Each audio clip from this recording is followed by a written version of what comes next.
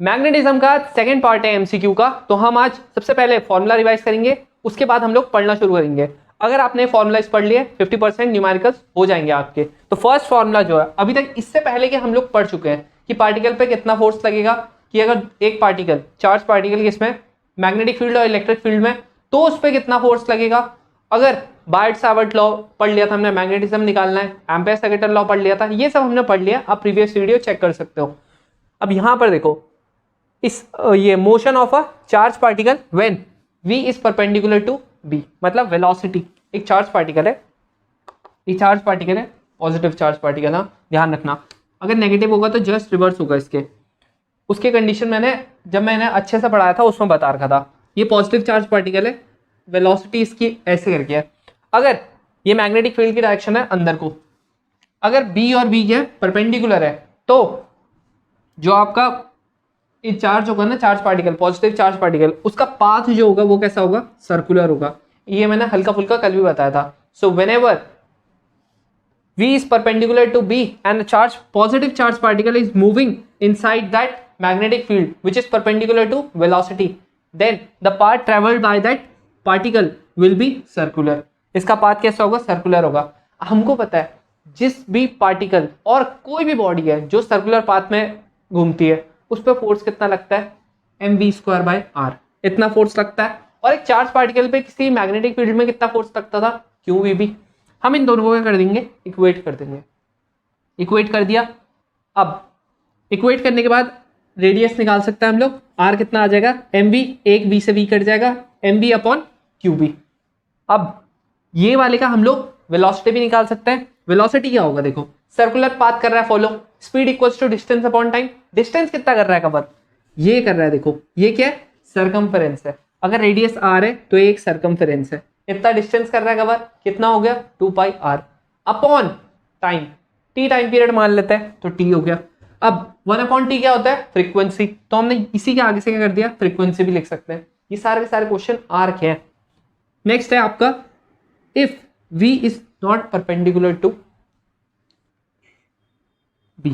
अगर अभी तो ये देखो v क्या है, परपेंडिकुलर है, तब जाके सर्कुलर पाथ कर रहा है। अगर v क्या होगा, परपेंडिकुलर नहीं होगा, ऐसे करके होगा आपका v क्या, ऐसे करके आपका क्या है, मैग्नेटिक फील्ड है और v किधर को जा रहे हैं, ऐसे करके जा रहे हैं। इस बार परपेंडिकुलर नहीं है, इस बार थीटा एंगल पे है। तो इसका पाथ कैसे होगा, इसका पाथ होगा हेलिकल। हेलिकल क्या होता है, अगर आप लोग बायोलॉजी वाले हो तो जैसे डीएनए का स्ट्रक्चर होता है ना वैसा, और अच्छे से अगर मैं समझाऊं, स्प्रिंग होती है ना, स्प्रिंग वैसा। ये देखो स्प्रिंग है, ठीक है। और इस पे ही मैंने ना ये आपको कलरिंग पता है, जैसे आपने ये बहुत बार ऐसा सीन देखा होगा किसी मूवी में, या फिर कहीं पे फोटो ही देखी होगी। ये सीन कैसे आता है, वो किस फिनोमिना से आता है, इसकी मैंने वीडियो बना रखी है, आप चेक कर सकते हो। उसमें मैंने सब कुछ बता रखा है, ये फिनोमिना आपका होता कैसे है। अब इस पे देखते हैं हम लोग। तो इसके बाद आपका क्या होता है, ये थीटा एंगल पे है, तो अब हमारे दो कंपोनेंट्स में हमने इसको तोड़ दिया, v sin theta, v cos theta. ये हॉरिजॉन्टल कंपोनेंट है, वर्टिकल कंपोनेंट है, इसीलिए v लिख रखा है, vh हॉरिजॉन्टल। तो अगर तो उस टाइम पे हमारा जो रेडियस होगा ना वो क्या होगा, mv। हमारे वर्टिकल कंपोनेंट जो है ना उसकी वजह से हमारा क्या पार्टिकल ऊपर को जाता है, जिसकी वजह से हमारा क्या होगा, ये ऐसा पाथ क्या करेगा, ट्रैवल करेगा। इसकी वजह से क्या होगा, रेडियस ऐसे करके बनेगी, ठीक है। जो आगे वाला कंपोनेंट होता है ना वो सिर्फ आपका क्या करता है, वो ये बताता है, उसे अभी देखते हैं उसका क्या क्या बताता है, v cos थीटा। यहां पर आपको क्या बताएगा, रेडियस बताएगा। तो r क्या हो जाएगा, mv sin theta upon qb, ठीक है। mv sin थीटा लगाएंगे, क्यों लगाएंगे, क्योंकि आपका जो रेडियस है वो इस कंपोनेंट की वजह से बन रहा है वेलोसिटी के, इसीलिए ये लगाया। अब एक आ जाती है पिच। पिच क्या होती है, अब देखो ये ऐसे करके चल रहा है, तो ना ये आपका क्या कर रहा है, मैग्नेटिक फील्ड में डिस्टेंस कवर कर रहा है हर एक रोटेशन पे। जैसे यहां से अगर ये एक रोटेशन स्टार्ट करता हूं, इसने ये पहला रोटेशन किया यहां तक, ये फर्स्ट रोटेशन इसका कंप्लीट हो गया। तो इस रोटेशन में इसने कितना डिस्टेंस कवर किया, इतना। अगले उसमें कितना किया, अगले उसमें इसने इतना किया होगा, ठीक है। ऐसे करके ये क्या कर रहा होगा, डिस्टेंस कवर कर रहा होगा। तो हर एक रोटेशन पे, या और सही से बोलूं, यहां से लेके यहां तक की मानो आप, ये फर्स्ट डिस्टेंस है, मतलब फर्स्ट रोटेशन है, ये आपका सेकंड रोटेशन है, ये आपका थर्ड रोटेशन, फोर्थ रोटेशन। हर एक रोटेशन पे कितना डिस्टेंस कवर करेगा वो क्या होता है, आपका पिच होता है।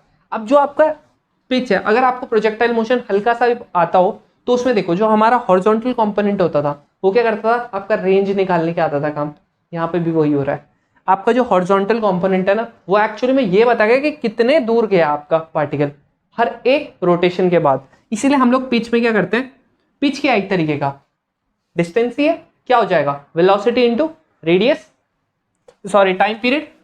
जैसे आपका क्या होता है, अगर आप speed equals to distance upon time देखते हो, आपका डिस्टेंस क्या हो जाता है स्पीड, या फिर यहीं पे आप क्या कर सकते हो डिस्प्लेसमेंट कितना हो जाता है वेलोसिटी इनटू टाइम, ये हो जाता है।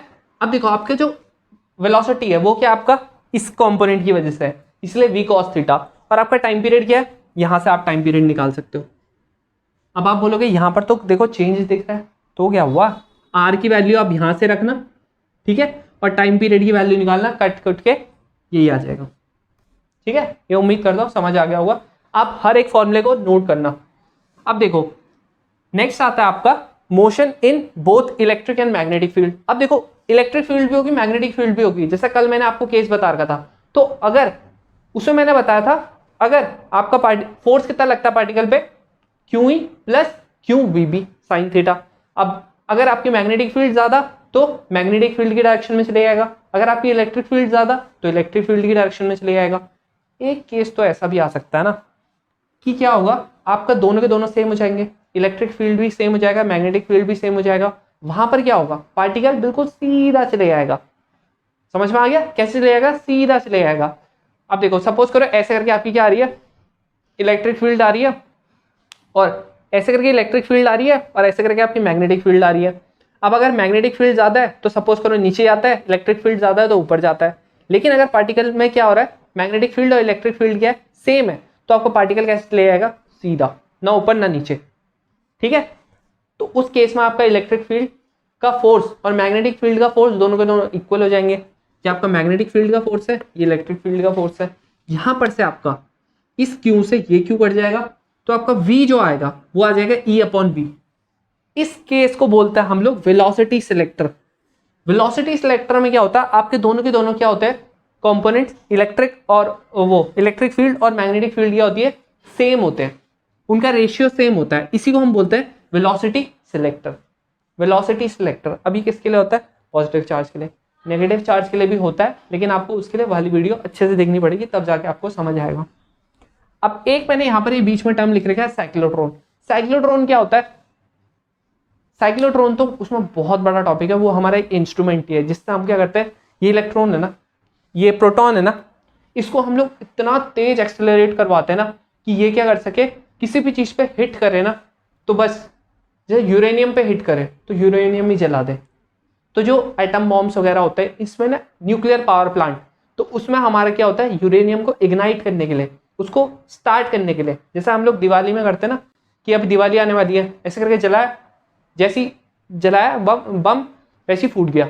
लेकिन हम लोग ऐसे तो नहीं कर सकते लैब में कि यूरेनियम जलाया और बम सीधा पूरा का पूरा लैब ब्लास्ट, ऐसा नहीं कर सकते हम लोग। तो वहां पर हम लोग क्या करते हैं, साइक्लोट्रॉन का यूज करते हैं। यही फिनोमेना होता है, हम लोग उसको रोटेट करवाते हैं। अब कैसे करवाते हैं उसके लिए आप क्या कर सकते हो, या आई बटन पे जो वीडियो है आप इसको देख सकते हो, या फिर डिस्क्रिप्शन बॉक्स में मैंने उसके पूरी प्लेलिस्ट का लिंक दे दिया है, आप वहां से भी चेक कर सकते हो, आपको वहीं पर से पता लग जाएगा कौन सी वीडियो है वो।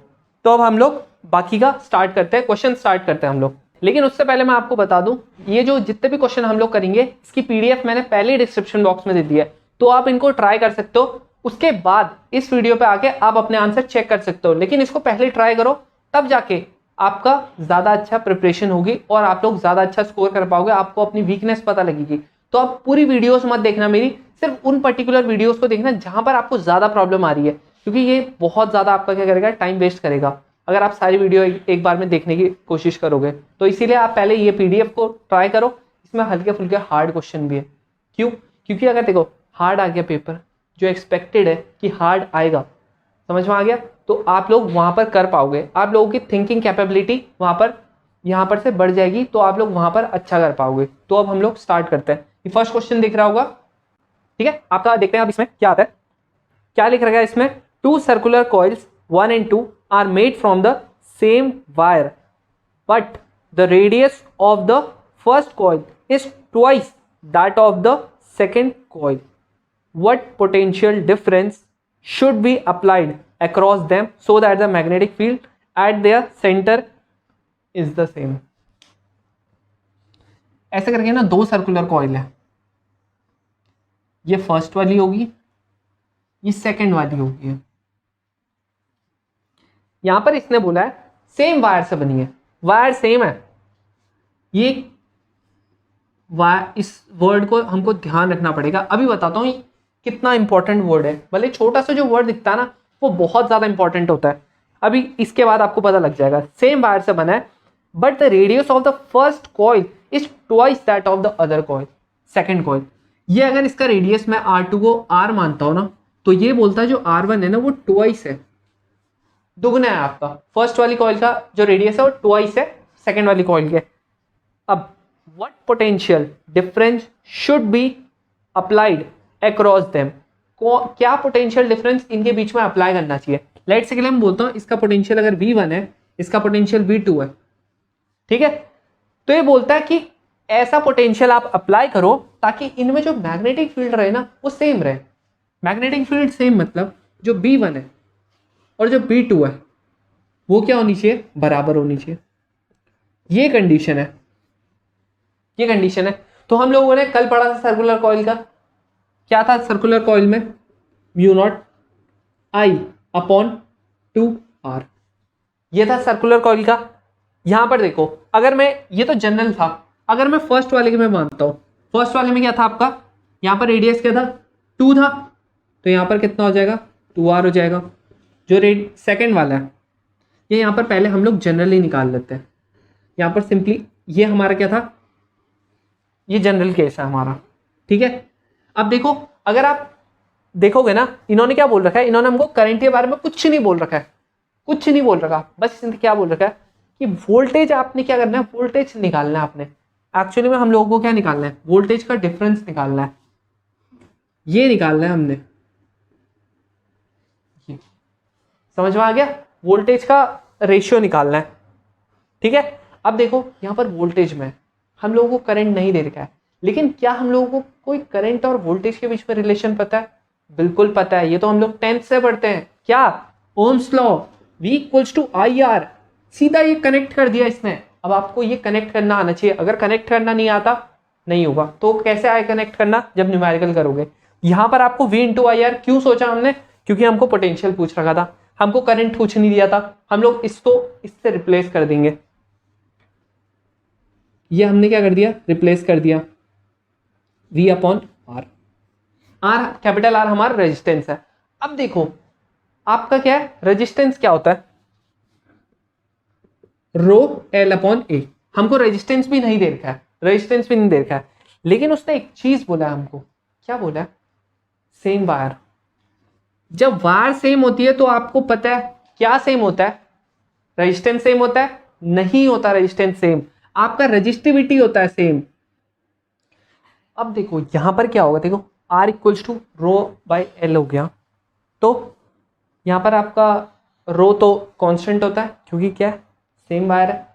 अब देखो यहां पर ना, अगर आप इस वायर में देखोगे, एरिया दिख रहा है आपको, कुछ एरिया है नहीं है, तो आप लोग ना यहाँ पर एरिया भी को भी क्या कर दो, फिक्स कर दो। तो आपका जो R हो जाएगा वो क्या आ रहा है, डायरेक्टली प्रोपोर्शनल टू L आ गया, यहीं से दिख रहा है। अगर आपका रो भी कांस्टेंट है, ए भी कांस्टेंट है, क्योंकि एरिया तो कुछ है ही नहीं ना, तो आपका क्या हो गया, ρL हो गया। सेम वायर है, क्रॉस सेक्शनल एरिया सेम मान लिया, इसीलिए R directly proportional to L हो गया।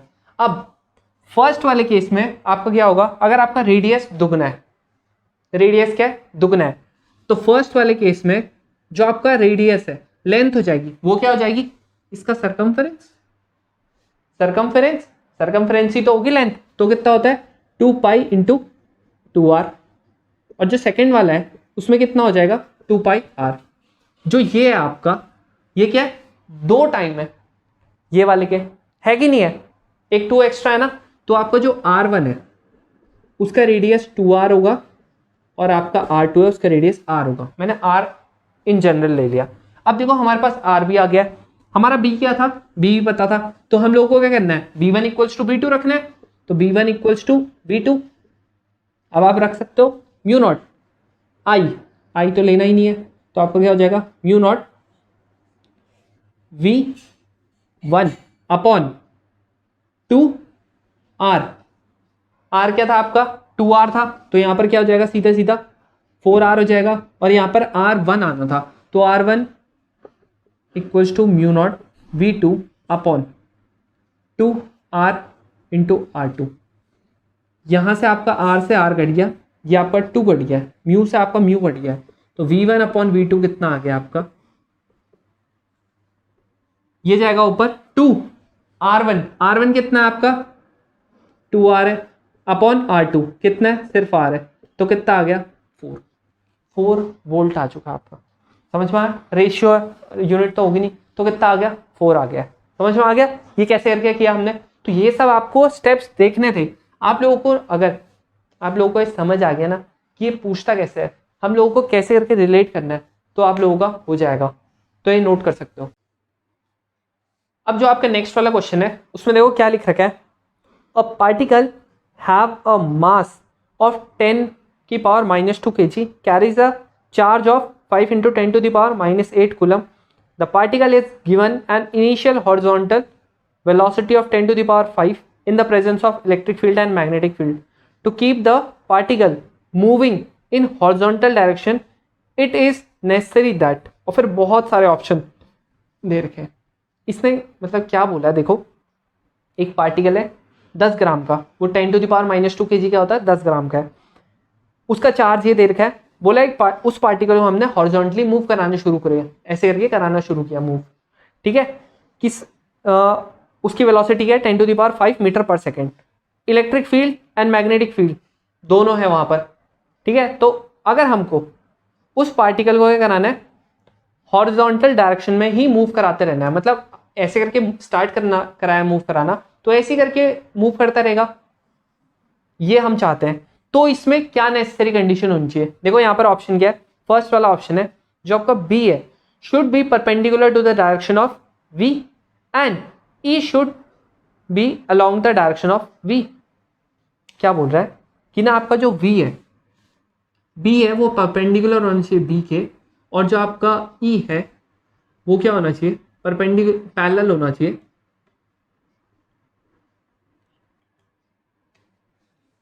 अब देखो यहां पर अगर ये B परपेंडिकुलर हो गया V के, तो क्या हो जाएगा, सर्कुलर पाथ फॉलो कर जाएगा। हम तो ऐसा नहीं चाहते, हम चाहते हैं सीधा जाए, तो इसीलिए ये वाला तो आपका सही नहीं है। सेकंड जो आपका बी है वो क्या होना चाहिए, should be along the direction of. अब देखो अगर आपका बी क्या हो गया, पैरेलल हो गया वी के, तो क्या हो जाएगी आपकी जो फोर्स होगी मैग्नेटिक फोर्स, जो क्या होती है QVB sin थीटा, ये तो क्या हो जाएगा सीधा सीधा 0 हो जाएगी। क्यों, क्योंकि अगर पैरेलल हो गया वी के तो आपका थीटा कितना हो जाएगा 0 हो जाएगा, तो बी का कुछ इन्फ्लुएंस ही नहीं रहेगा। फिर जिधर इलेक्ट्रिक फील्ड होगी उधर ही चले जाएगा वो, और इलेक्ट्रिक फील्ड क्या बोल रहा है परपेंडिकुलर होगा, मतलब हम लोगों ने ऐसे करके मूव कराना है, लेकिन इलेक्ट्रिक फील्ड ऐसे करके है, तो आपकी वो जो है ऐसे करके आप बोल रहा है दूसरे केस में आपका इलेक्ट्रिक फील्ड, और आपने कराना कैसे मूव है ऐसे करके, ठीक है। अब मैग्नेटिक फोर्स कुछ लग नहीं रही है इस पे, तो कैसे करके चले जाएगा, सीधा नीचे चले जाएगा, आपको यहाँ पर भी नहीं होगा हॉरिजॉन्टली मूव। थर्ड जो है बोल रहा है E and B should B along the direction of both, दोनों के दोनों क्या होना चाहिए, should be along the direction of velocity. अब देखो अगर आपका पार्टिकल ऐसे करके मूव कर रहा है, बोल रहा है अगर यहां पर इलेक्ट्रिक फील्ड की भी डायरेक्शन यही होगी है और मैग्नेटिक फील्ड की भी यही होगी है, तो दोनों के दोनों अगर इसको पुश करेंगे तो किधर को होगा, इसका सिंपल सी बात है ऐसे ही चले जाएगा ये, है ना। अगर आपके पीछे से देखो, आपके मम्मी पापा आप दोनों के पीछे से, ठीक है, आपको पुश कर रहे हैं, तो आप ऐसे करके सीधा सीधे चले आओगे, है ना, क्योंकि वो आपको पुश कर रहे हैं। यहाँ पर भी वही हो रहा है, ये आपका चार्ज पार्टिकल है ना, मैग्नेटिक फील्ड और इलेक्ट्रिक फील्ड दोनों के दोनों सेम डायरेक्शन में पुश कर रहे हैं, तो जाएगा किधर को, इधर ही को जाएगा, यही तो चाहते थे हम हॉरिजॉन्टली। और क्या आपका लास्ट वाला option, both E and B should be mutually perpendicular and perpendicular to the direction of velocity. अब क्या बोल रहे हैं कि दोनों के दोनों क्या होने चाहिए, एक दूसरे का परपेंडिकुलर होने चाहिए। अब हमने अगर परपेंडिकुलर होंगे, याद है हम लोगों ने क्या पढ़ा था, जब आपका E और V क्या हो जाएंगे, B दोनों के दोनों क्या हो जाएंगे, परपेंडिकुलर है, समझ में आ गया।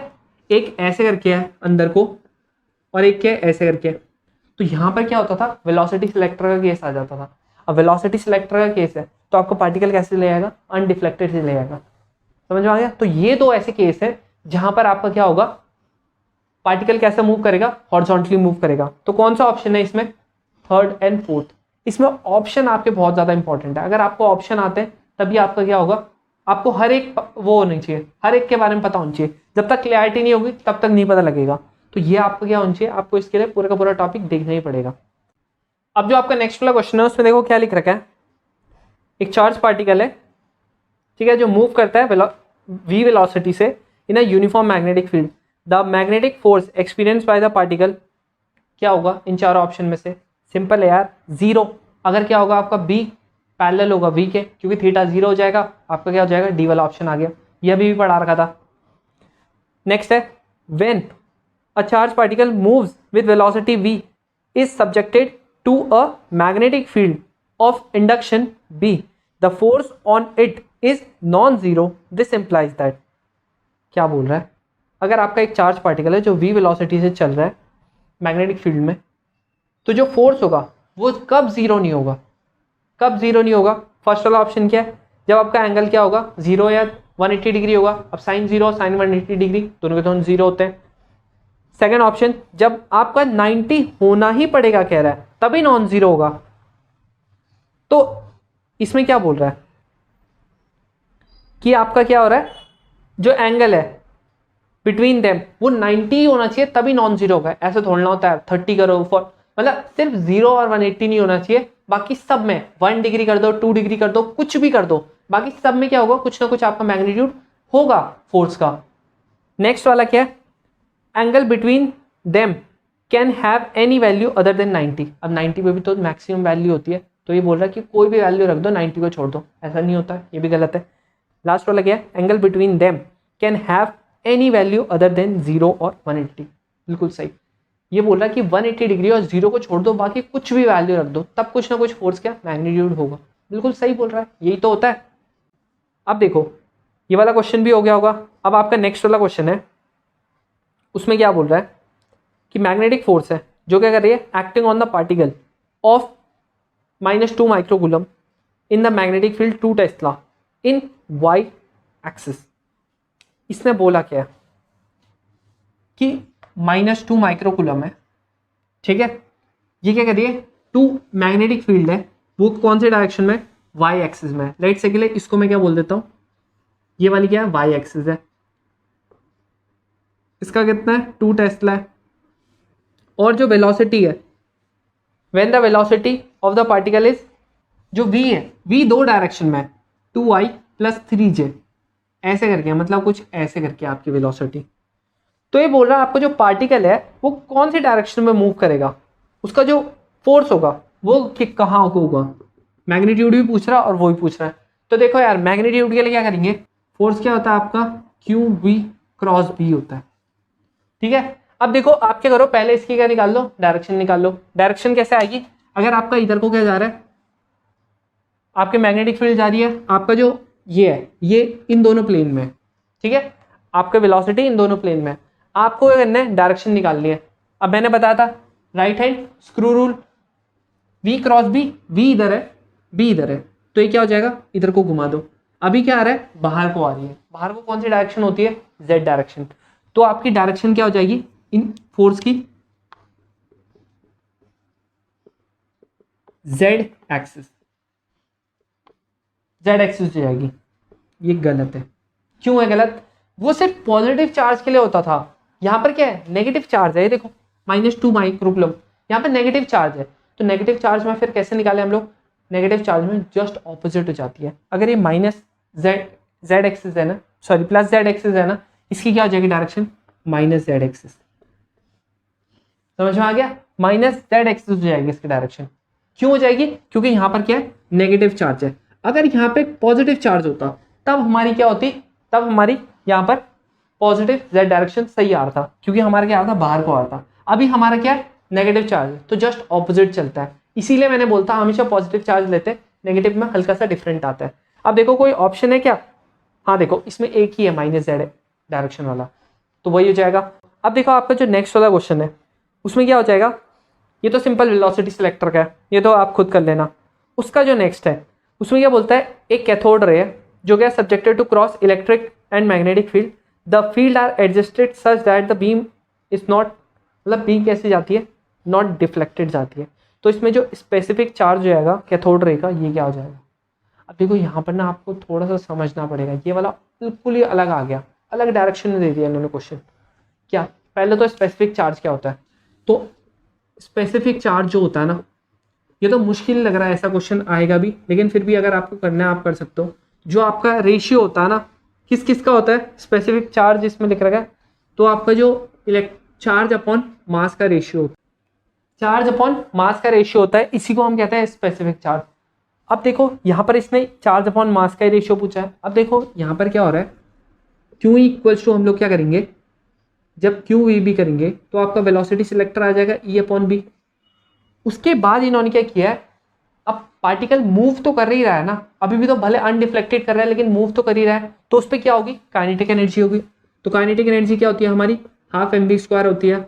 अब ये वाला जो क्वेश्चन था ना, इसने क्या कर दिया, आपका जो आपका मॉडर्न हिस्ट्री है, मॉडर्न फिजिक्स है, वहां से इसने कनेक्ट कर दिया, वहां पर स्टॉपिंग वोल्टेज आता है, उससे कर दिया इन्होंने कनेक्ट, इक्वल्स टू ईवी के बराबर होता है वो। अब जब आप वाला करोगे, ये नीट वालों को आ सकता है लेकिन ये 12th वालों को तो नहीं आएगा। तो यहां पर देखो आपने क्या करना है, v की जगह पे क्या रखना है, ये E square upon we square और ये ई इंटू वी। अब ई अपॉन वी का क्या कर दो, ई अपॉन एम का अलग कर दो और बाकी का क्या कर दो, अलग कर दो, ये आ गया। अब ये कोई ऑप्शन है, बिल्कुल है, कौन सा वाला है, बी वाला है। तो आप लोग ऐसे कर सकते हो। यहाँ पर देखो ये आपका 12th वालों को नहीं आएगा, ये किसको आएगा, नीट वालों को आएगा, जेई वालों को आएगा। तो इसीलिए जितने भी आपके ये बाकी नीट और जेई वाले देख रहे हैं, ऐसे भी क्वेश्चन पूछ सकता है, रिलेट करके ही पूछता है वो ज़्यादातर, ठीक है। अब आपका जो नेक्स्ट वाला क्वेश्चन है, देखो उसमें क्या बोलता है, एक यूनिफॉर्म मैग्नेटिक फील्ड है जो एक्ट करती है at right angle to the direction of motion of electron. As a result, the electron move in a circular path of radius 2 centimeter. If the speed of the electron is doubled, then the radius of the circle. अब देखो आप देख लेना, जो आपका radius है circular path में कर रहा है मूव, आपका आर क्या आता है, डायरेक्टली प्रोपोर्शनल होता है कि इन्वर्सली प्रोपोर्शनल होता है, उसके हिसाब से क्या हो जाएगा आपका। अगर इसने बोला है जो आपका रेडियस है वो इसने क्या कर दिया है, इफ रेडियस क्या था 2 सेंटीमीटर था, और इसने पहले अगर जो स्पीड थी वेलोसिटी की, सपोज करते हैं v1, वो क्या कर दिया इसने, बाद में इसने क्या कर दिया v2 को डबल कर दिया, तो आपका जो v है वो क्या हो जाता था, डायरेक्टली प्रोपोर्शनल होता था। तो अगर ये आपका 2 है, जब v वेलोसिटी है, तो जब 2v वेलोसिटी होगी तो ये सिंपली इसका भी क्या हो जाएगा, डबल हो जाएगा। सिंपल सा था, ये तो बहुत सिंपल था, सीधा फॉर्मूला देखना था और आपका हो जाएगा। अब कौन सा फॉर्मूला ये तो पता ही है ना, बाकी तो रिवाइंड करके देख लो वीडियो को।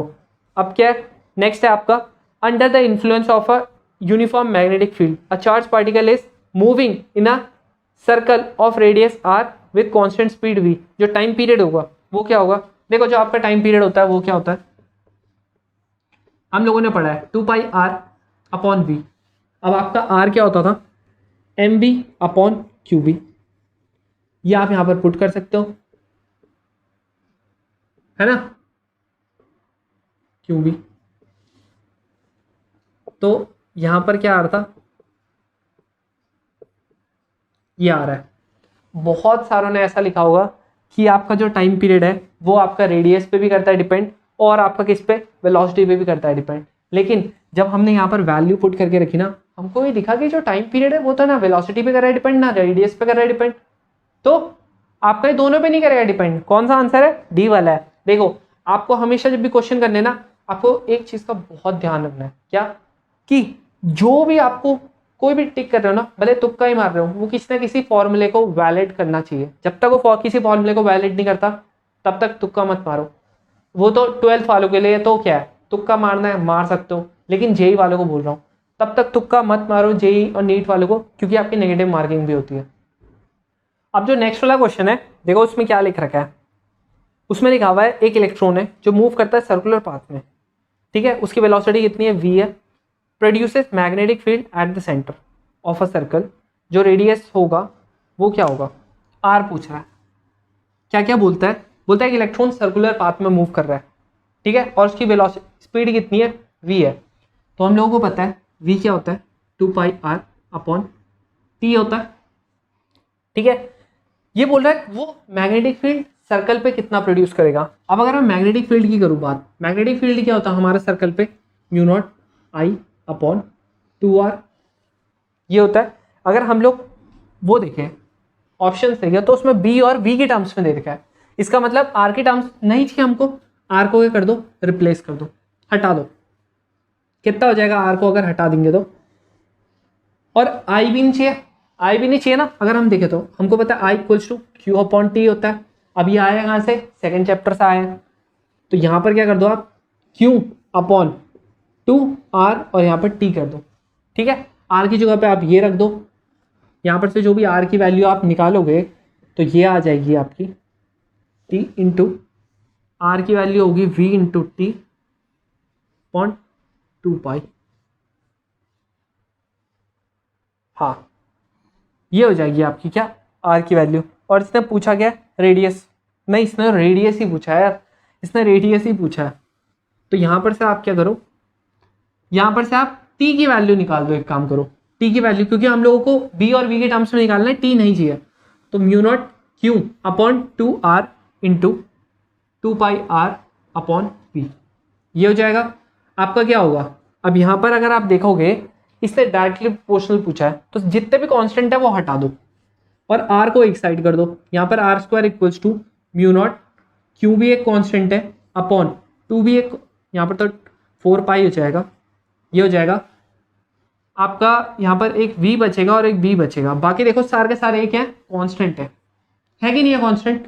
तो r² क्या आ गया, डायरेक्टली प्रोपोर्शनल टू v/b आ गया, और आपका जो r है वो क्या आ गया, डायरेक्टली प्रोपोर्शनल टू v/b आ गया। जो 12th वाले होंगे उनको समझ नहीं आ रहा होगा ये हो क्या रहा है, इतने टफ भी आएंगे, देखो यार आ सकते हैं, लेकिन अगर आप आगे किसी भी कॉम्पिटेटिव एग्जाम की प्रिपरेशन कर रहे हो ना, ये बहुत ज़्यादा मदद करेंगे, ठीक है। यहाँ पर देखो कोई नया फॉर्मूला नहीं है, उसी चीज़ को हर एक की पॉइंट उठाया। जैसे देखो यहाँ पर क्या था आपका, उसने बोला था कहाँ पर मूव कर रहे हैं, सर्कुलर पाथ में मूव कर रहे हैं, ये सर्कुलर पाथ का क्या आ गया, फॉर्मूला आ गया। दूसरा उसने बोला मैग्नेटिक फील्ड सेंटर पे कितना निकालेगा सर्कल के, ये उसका आ गया फॉर्मूला। अब हमने ऑप्शन देखने, ऑप्शन में हमारे ना आई के टर्म्स में आ रहा है, लेकिन यहाँ पर आई था, मैंने उसको भी चेंज कर दिया, ठीक है। और क्या था मेरे पास, टी की टर्म में भी नहीं दिख रहा था, मैंने टी को भी यहाँ से रिप्लेस कर दिया। तो हर एक वर्ड जो है उसका मतलब है, ये आपको बहुत अच्छे से समझना पड़ेगा। जो नेक्स्ट वाला है वो तो देखो यार, वो तो आप कर ही सकते हो, ये तो बहुत सिंपल है, चलो मैं करवा देता हूँ। एक इलेक्ट्रॉन है जो मूव करता है विद अ वेलोसिटी 10⁻3, ठीक है, इलेक्ट्रिक फील्ड में। v बोल रहा है 10⁻3 है मैग्नेटिक फील्ड में, और जो इसका मैग्नेटिक फील्ड कितना है, v है आपका 0.3 टेस्ला, थीटा इसमें 30 डिग्री, E/m का रेशियो इसने दे रखा है 1.76 इंटू 10⁻11। रेडियस पूछ रहा है क्या होगा। अब रेडियस पूछ रहा है, यहाँ पर देखो ये वाला फॉर्मूला से निकल सकता है, नहीं, इसने बोला इलेक्ट्रॉन कर रहा है, ठीक है, मूव। अब देखो r क्या हो जाएगा आपका, mv/qb होता था, और थीटा भी दे रखा है तो यहाँ पर साइन थीटा हो जाएगा, थीटा भी दे रखा है तो साइन थीटा हो जाएगा।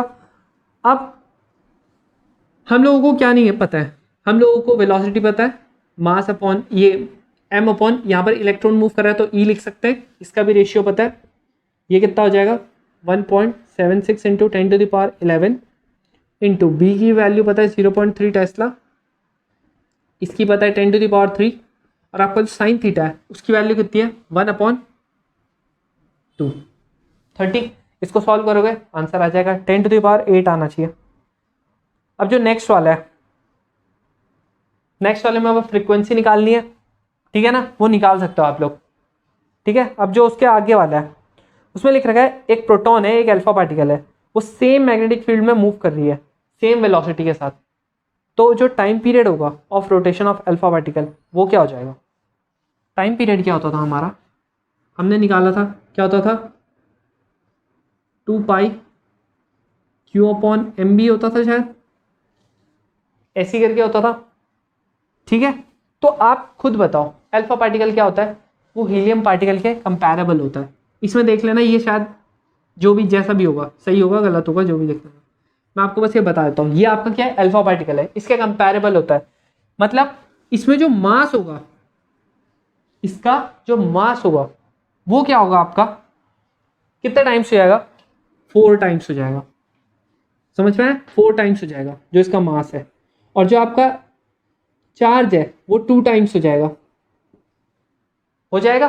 तो अगर आपने मास की जगह पे 4m रख दिया और q की जगह पे 2q रख दिया, उसके बाद अगर आप रेशियो निकालोगे तो आपका आंसर आ जाएगा। तो आपका क्या आएगा? 2 टाइम्स होता है किसी भी प्रोटॉन पार्टिकल के। समझ में आ गया इसका क्या टाइम पीरियड? तो आप लोगों का ये वाला भी आ जाना चाहिए मेरे हिसाब से। अब इसके बाद जो है, इसके बाद वाला तो क्या होगा देख लेना, वो तो सिंपल ही है। फिर अब जो इसके बाद है ना, वो वाले क्वेश्चन आप अलग टाइप के हो गए। अब वो हम पढ़ेंगे कल। हम लोग पहले इसका रिवीजन करेंगे, उसके बाद हम लोग पढ़ना शुरू करेंगे। और अगर आपको और ज़्यादा पढ़ना है तो आप लोग इस प्लेलिस्ट से पढ़ सकते हो और अपना मार्क्स को और ज़्यादा बढ़ा सकते हो।